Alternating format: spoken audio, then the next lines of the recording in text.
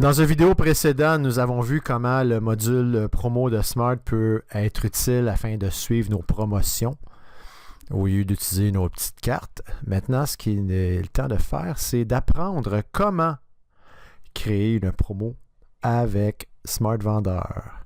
Donc, nous allons aller dans le menu Fichier, Fichier promo. Vous allez entrer votre code et nous allons aboutir dans la section des promos.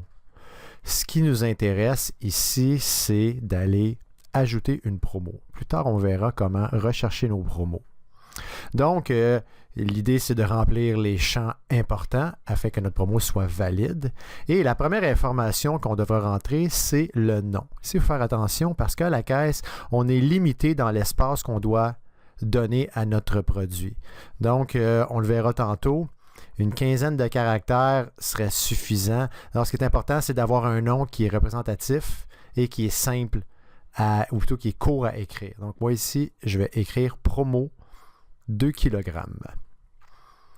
Ensuite, il faut déterminer si nous allons ajouter nous-mêmes nos articles promotionnels, les articles seront gagnés par les clients, ou bien si on veut peupler notre liste d'achat et que la liste promotionnelle soit la même. Si c'est le cas, à ce moment-là, ce qu'on devra faire, c'est aller cocher la case « Article gratuit » égale « Article à acheter ».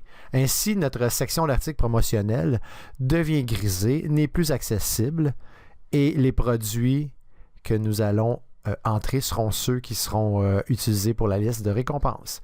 Ensuite, la quantité à acheter, on détermine le nombre qu'on veut. On l'inscrit et ensuite, la quantité promo, par défaut, ce sera toujours 1. Le client gagne un produit. On se déplace pour une date de début. On peut inscrire une date en format mois, jour, année ou bien on peut aller rechercher avec le calendrier et aller sélectionner notre date.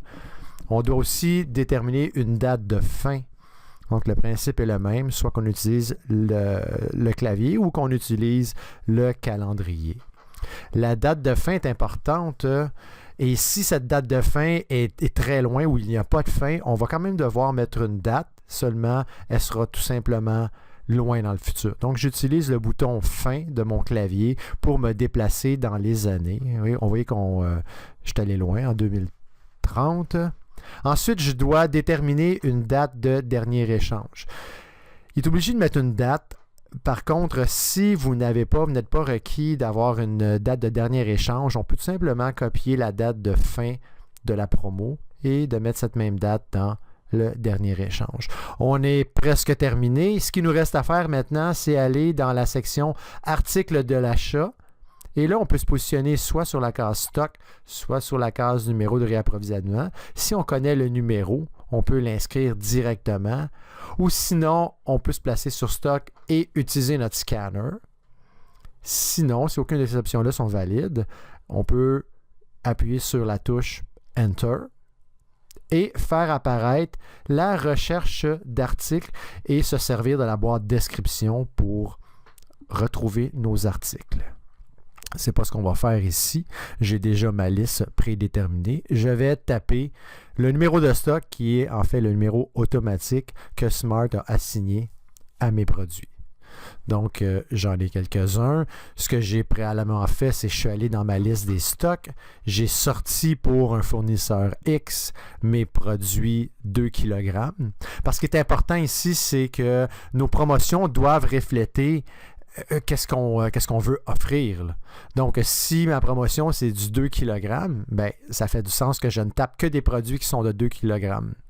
J'ai déjà vu qu'on pouvait mixer, c'est sûr qu'on peut mixer ce qu'on veut là-dedans. Par contre, si on veut donner les mêmes formats qu'on a vendus, il faut s'en tenir à ce que c'est. Donc là, j'ai fait une petite erreur ici. J'ai été sélectionner des produits qui existaient déjà dans une autre promotion. Donc, le système m'avertit, il me dit « Ah, tu peux pas mettre le même produit dans 2 promotions. » J'ai fait exprès pour qu'on puisse voir certains cas particuliers de Smart.